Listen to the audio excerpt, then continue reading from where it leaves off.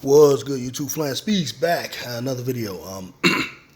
The MVP conversation is something that I think a lot of people don't quite understand. What leads to guys getting MVPs? It's important that we understand that it's an award that is awarded by media. It's not something that's decided from fans.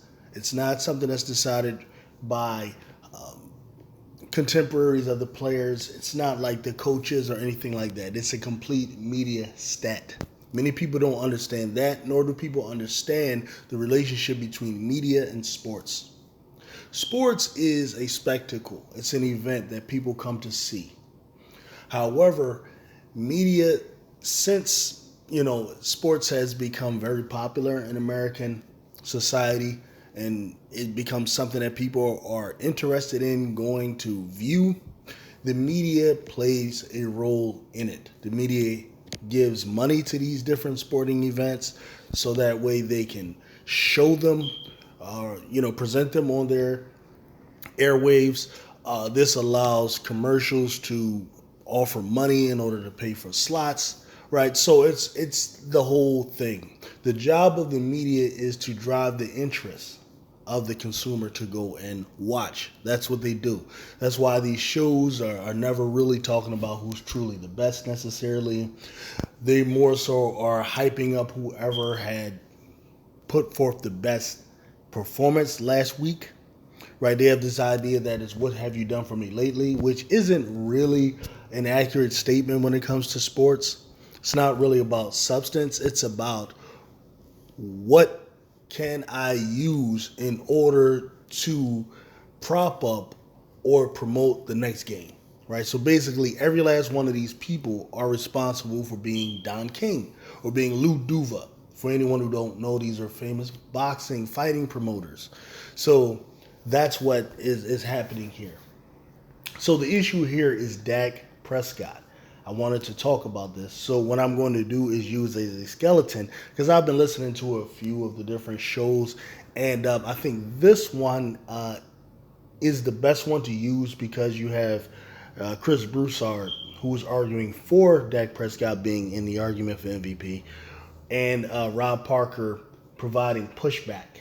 And what I want to do is present why Dak Prescott is not in the argument, using their conversation as the skeleton. But until then, we're going to go back to the NFL, Rob. And Micah Parsons, who has the popular podcast called The Edge, was talking about his teammate Dak Prescott recently. And here's what he said, Rob. I think that Dak Prescott should be in the MVP conversation. If you're looking at numbers, what he's able to do, his efficiency, Dak Prescott is playing at elite level. He needs to be talked about more, not less. We should open our eyes. Open your eyes, people. Dak Prescott should be in the MVP conversation, and I think he will prove that leading out to the end of this year and winning some big games and leading. Now, before Chris Broussard comments on that, I would just like to add, Micah Parsons clearly doesn't understand what the award is about. He doesn't, and he's actually in the media. I'm guessing he's doing this to springboard. Maybe once his career is over, he can go into media. I don't know. But he mentioned stats. He mentions efficiency. He mentions all these different things, and he doesn't understand that isn't purely what gets you MVP. Right? It's all about stories. When these games happen, okay, writers have to tell his tale. They have to tell his story, and that's what they do. Typically the guy who wins MVP, he has the most positive stories written about him. He kind of carried the media narrative that season. This is why the last two guys last season were Jalen Hurts and Patrick Mahomes. Last season, Jalen Hurts was just simply the best story. He was a guy who, in the beginning of the season, no one was certain whether or not he was going to actually be the quarterback of the Eagles for the whole duration of the season. There was a lot of talk about the Eagles having these 2 first-round picks, whether or not they want to go after Deshaun Watson, trade him for that. Maybe they would go after one of these young rookies in the draft. All of these different things. So Jalen Hurts started off with that. Once the Eagles went off to a 8-0 start, 7-0, 8-0 start, 9-0, whatever it was last season, this became the story of the year because it's a winning streak. A winning streak is always going to dominate the headlines. That's what happened. Okay, Patrick Mahomes, being the guy. Can he do it again? Can he get back to the Super Bowl? Can he be the guy that's going to take over for Tom Brady? And along with that, he's putting up numbers. Okay, with Dak Prescott, there's really the only story with Dak Prescott was two things: can he lessen his interceptions, and can he win a big game? Okay. So until Dak Prescott does one of these two things, or really does both of them, because the interceptions, that's just something any decent quarterback should lessen. Once he starts winning big games, then he becomes the story. Okay? This is what Micah doesn't understand. Let's to the playoffs. Rob, I do agree for the most part with Micah Parsons. I don't know if he'll prove it. We'll see. But right now, he should be in the conversation. I don't mean at the top. I don't mean the favorite. But he should be in the conversation. Right now, Rob, he is 11th. All right, 11th in the odds on DraftKings to win the MVP. Behind a man we've been talking about a lot this show, Josh Allen. All right, he's behind, actually tied with Josh Allen, it looks like. But behind Brock Purdy, behind Joe Burrow, whose team is in danger of missing the playoffs. Christian McCaffrey's behind him. C.J. Stroud, whose team is 5-4. And I look at it, Rob. We can, with the exception of perhaps Josh Allen, and that may not continue. He may pass Josh Allen, and I actually think Dak and Josh Allen are tied. I don't think Josh Allen is in front of Dak right now with the odds. But when it comes to Joe Burrow, come on, let's be serious. Joe Burrow is a guy who's been to a Super Bowl before. So he is automatically going to have more believers in him as being the guy that can carry the narrative and be the league's most valuable player than Dak Prescott will be. C.J. Stroud, one could argue should or should not be. He's a story. He's not a better player than Dak Prescott, but he's a better story because you're talking about a rookie. I believe he was the second overall pick in the draft, second or third, and he's just putting up ridiculous numbers. Okay, and a rookie is highly unlikely to ever win the MVP, and especially in a situation like this. But he's a better story in the eyes of the media than Dak Prescott is. Christian McCaffrey, Brock Purdy, of course, are better stories because Dak Prescott lost to those teams. Okay, the 49ers started off 5-0 along with the Philadelphia Eagles in the beginning of the season.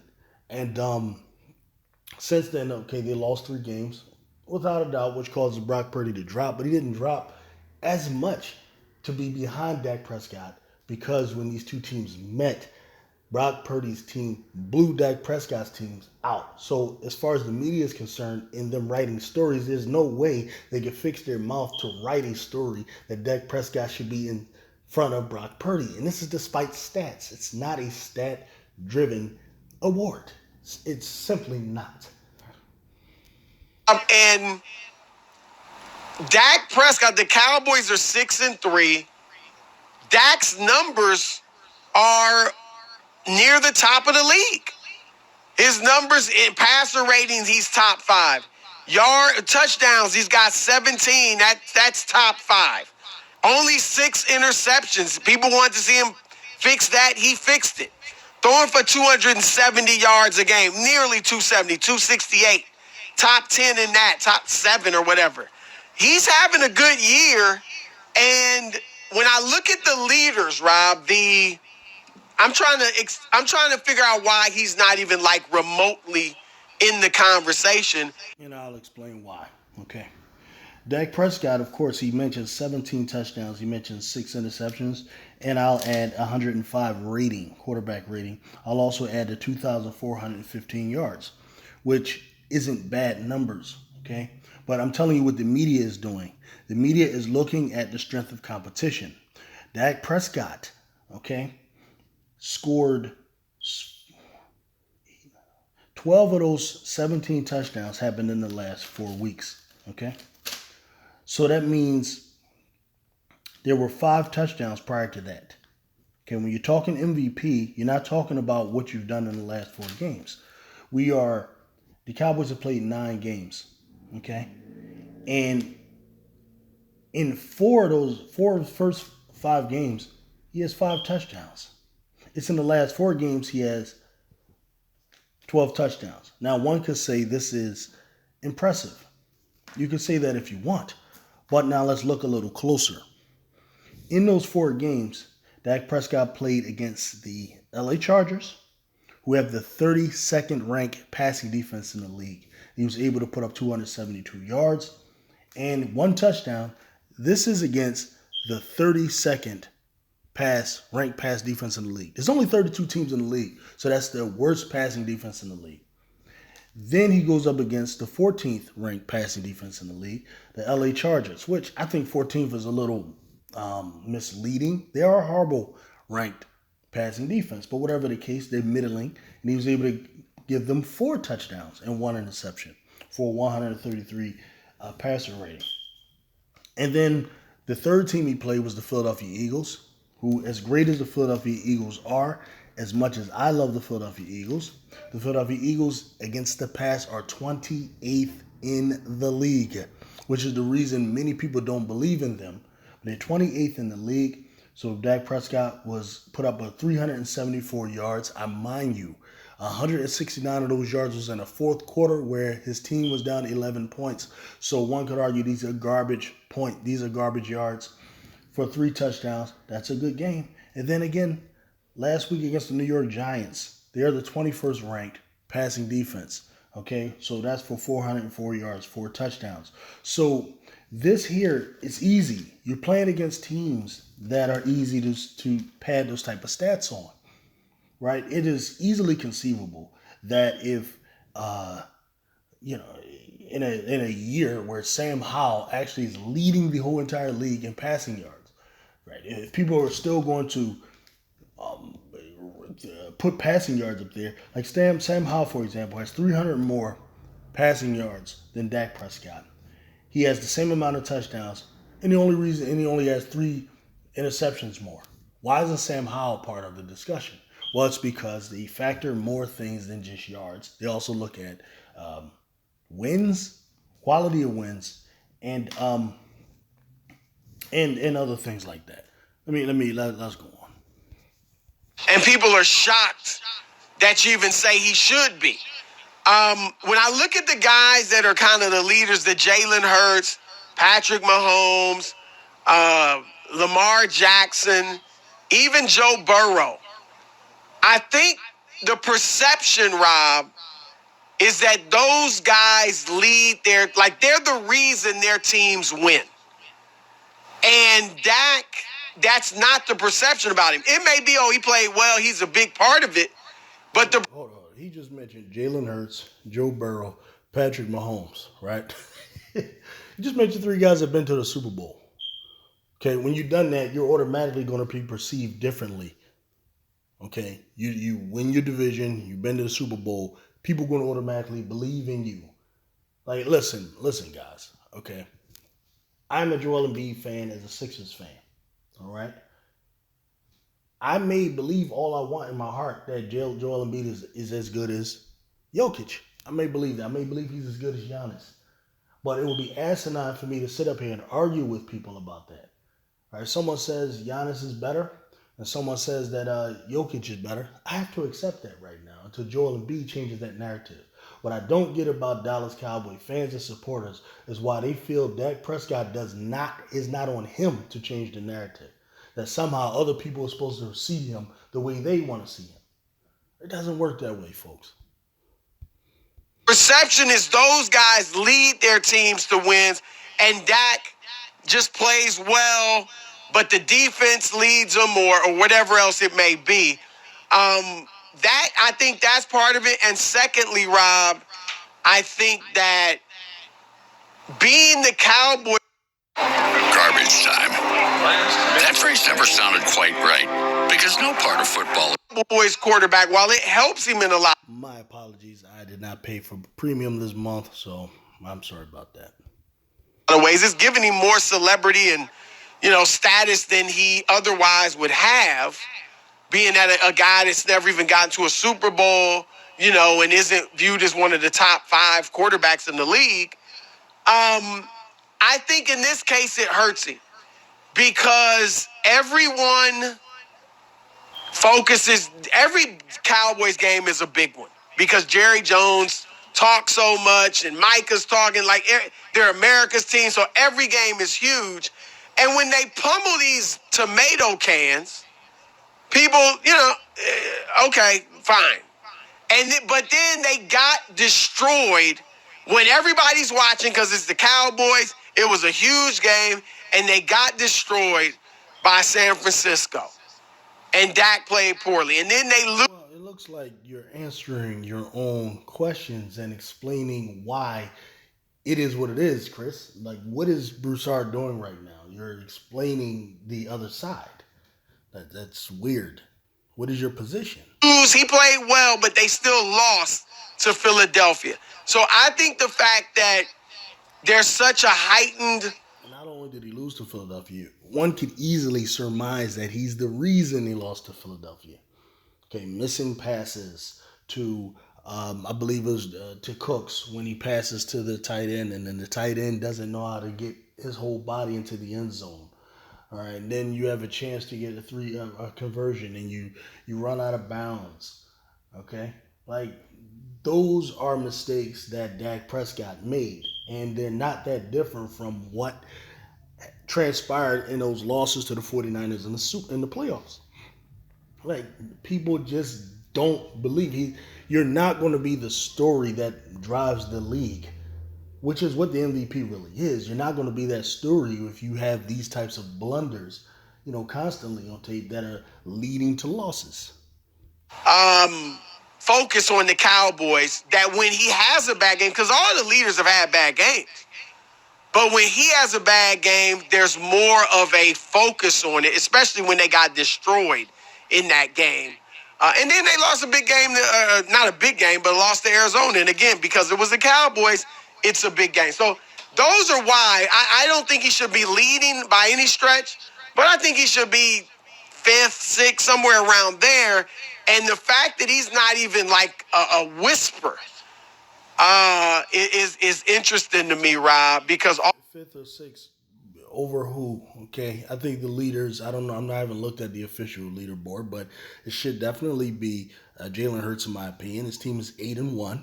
Okay, question should be, can they return to the Super Bowl? Because most teams don't. They avoided the Super Bowl hangover, all of those different things. They're about to play the Chiefs. They have a ridiculous stretch of games to come. And then they have the game against the 49ers. Okay, so if he succeeds in that, he's the story. Or Patrick Mahomes, can he win back-to-back? Can he catch Brady? Like, these are real stories, okay? Then Brock Purdy, can Mr. Irrelevant, Mr. 7th round guy, the last guy picked, can he actually get the 49ers over the top where Jimmy Garoppolo couldn't? This is a story. All right, Joe Burrow, can he get the Cincinnati Bengals back to the Super Bowl to win their first ever? Okay, this is an actual story. I agree you shouldn't be afraid of Josh Allen, but, C.J. Stroud, can a rookie win MVP? Right, that's a story. That's 5. Lamar Jackson, can Lamar Jackson, former MVP, do it? That's a story. Like Dak Prescott, I'm sorry, he's further down the list of stories that would drive media. I mean, if you all caught up in this thing because Dallas has these fans all over the place, or because there's somehow this America's team bullcrap, which means really nothing.